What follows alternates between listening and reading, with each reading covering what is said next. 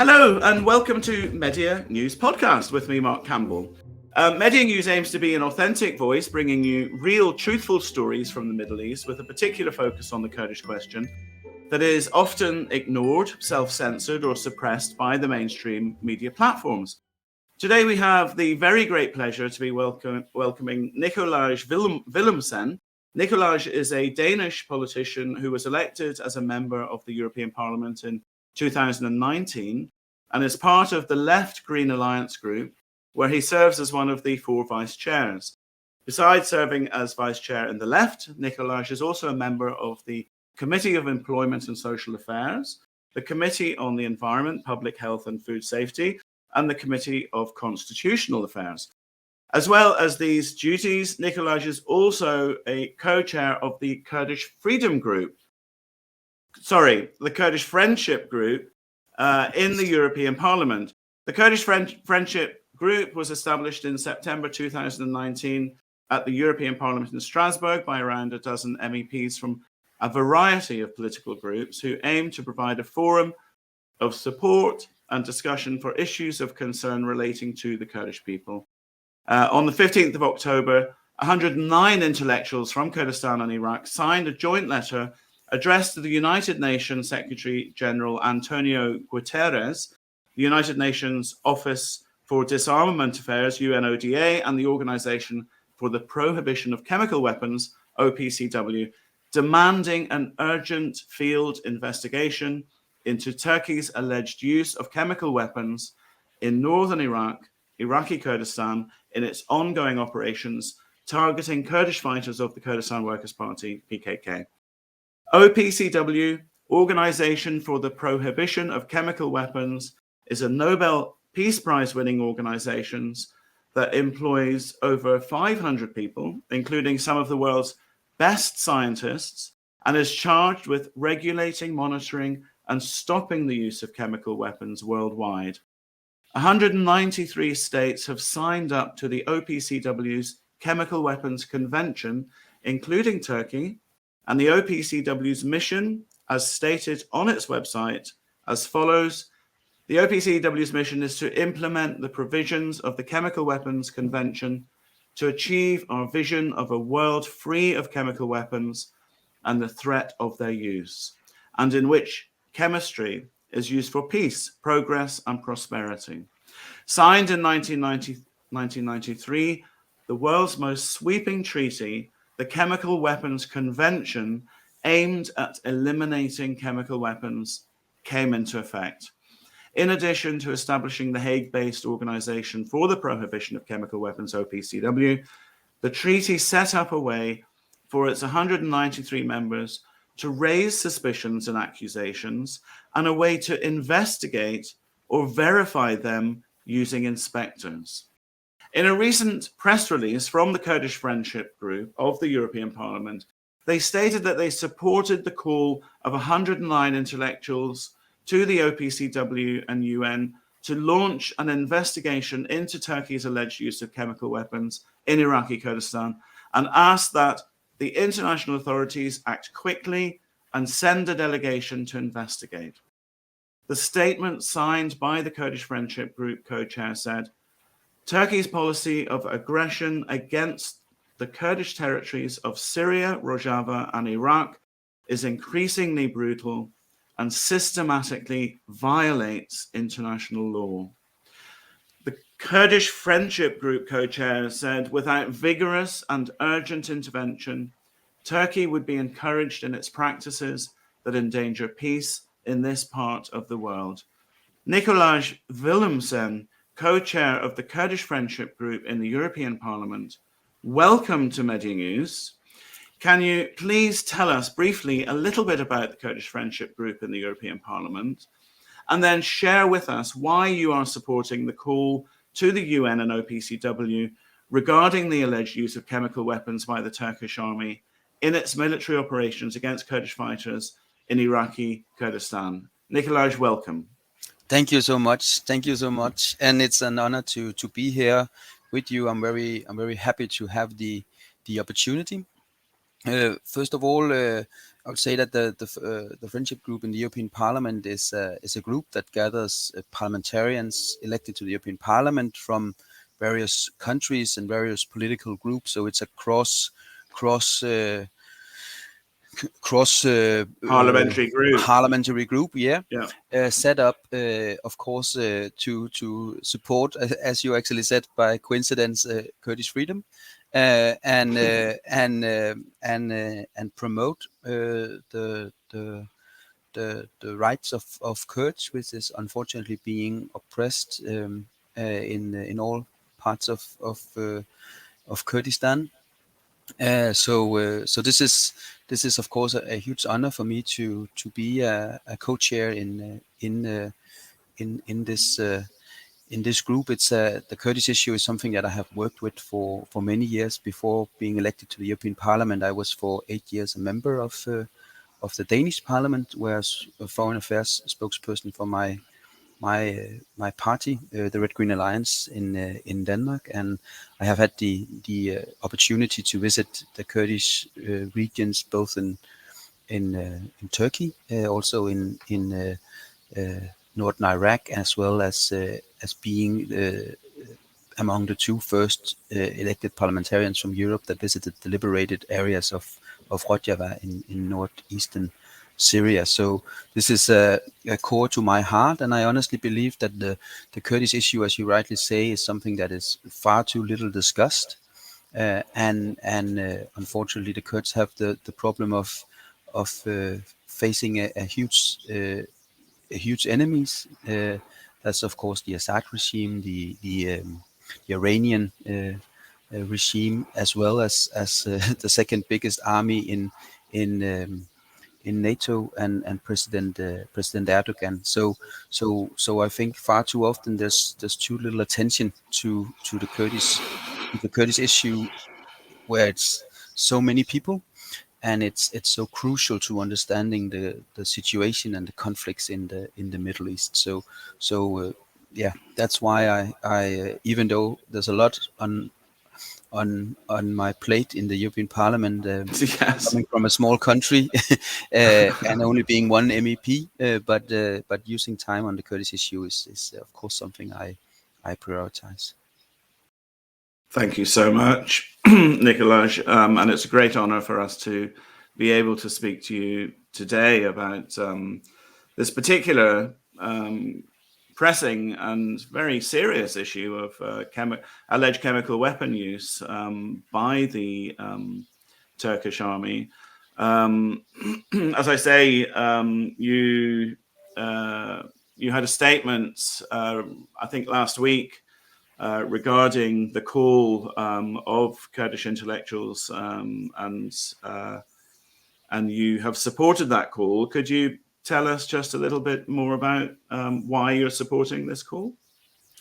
First of all, because the use of chemical weapons is totally unacceptable. It's not something that I'm just sitting here and claiming. This is international binding treaties and international binding treaties that Turkey has supported. And I think we all, if we remember back, have had these situations about it. Was the use of chemical weapons by the Assad regime in Syria? Did Saddam Hussein possess chemical weapons? So we all know that chemical weapons is something that is strictly forbidden to use, and is totally unacceptable, and is of course something that is should be on as all alarm bells should ring when there is a fear and a suspicion that chemical weapons are being used. In this case, by the Turkish army in northern Iraq, in the Kurdish areas here. So I think that of course we need to have a firm international response to this, and this is what we call for from the Kurdish friendship group in the European Parliament. We need to have people on the ground investigating what is going on. So this is the reason why we made this call, and why we also have made sure to put questions to the European Foreign Affairs responsible Josep Borrell in order for the European Commission to take action.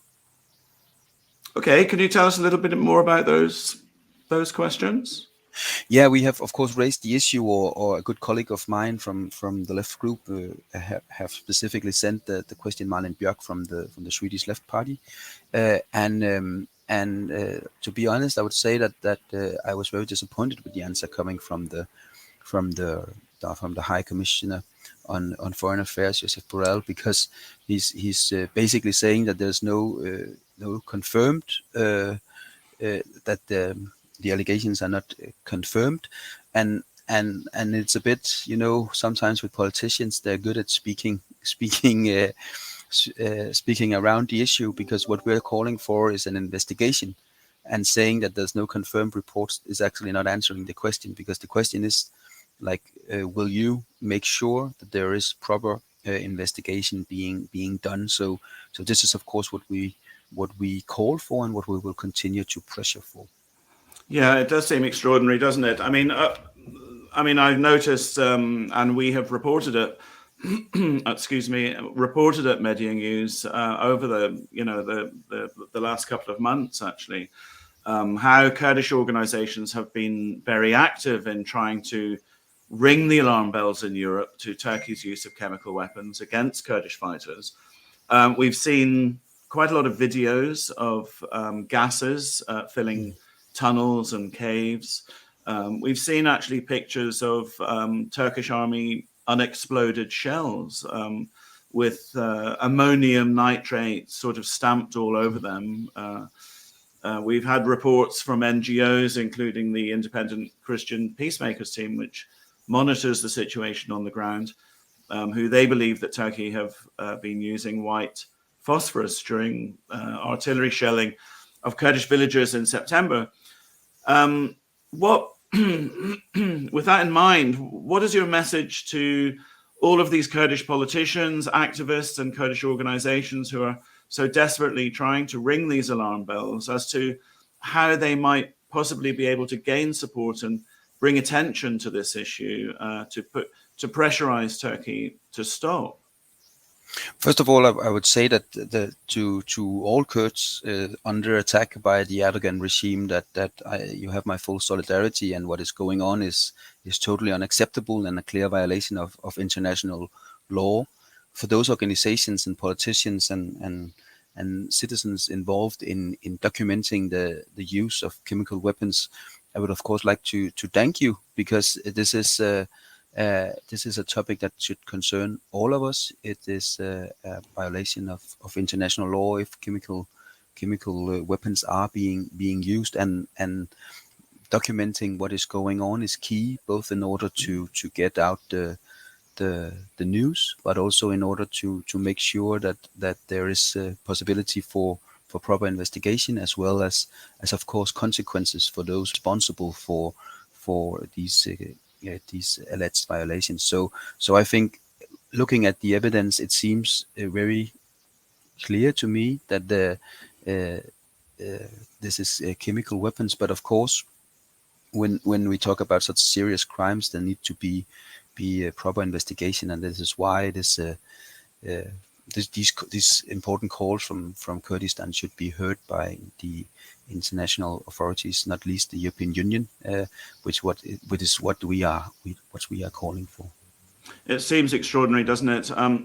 that even an organization such as the OPCW have not really responded.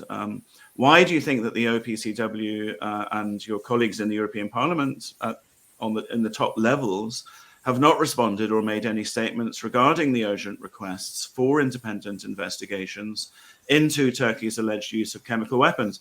I mean, the Kurdistan National Congress co-chair Zeynep Murad recently stated that the European countries prefer to remain silent regarding the claims of Turkey's deployment of chemical weapons in Iraqi Kurdistan because they themselves sell weapons to Turkey and also have trade deals, so they do not want these trade deals to be threatened.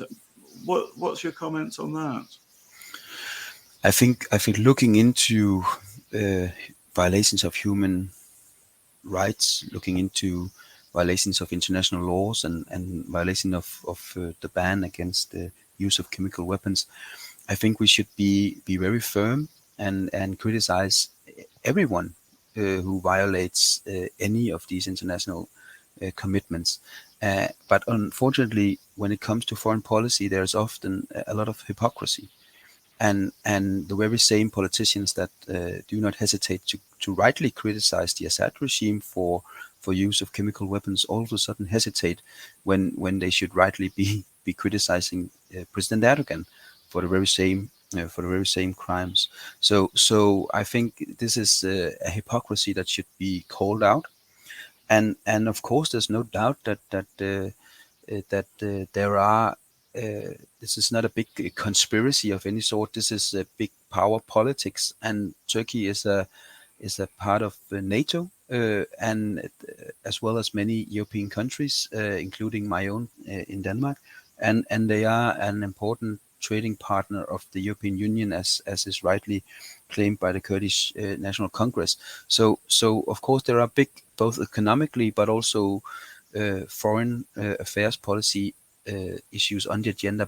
But my point would be that if we want to have stability and peace in the Middle East, we need to criticize Erdogan when there's rightly reasons to do so, and we need to put pressure on Erdogan, which is urgently needed in this case. And I think we need to do this both for the reason of stability and peace, but also if we want to honestly look ourselves in the mirror and say that the values that we claim to stand for, being human rights, democracy, and rule of law and international law, is something that we don't just talk about, but that's something that we act upon. So I think that this hypocrisy should be called out and action should be taken. Nikolaj Villumsen, co-chair of the Kurdish Friendship Group in the European Parliament, thank you so much for joining us today and to talk about this serious issue of alleged chemical weapons used by Turkey. Thank you for all of the work that you do for the Kurdish cause. Good luck with your continued work in solidarity with the Kurdish people. Thank you so much for joining us today. Thank you for inviting me, and I hope to be back soon. It was an honor. Thank you.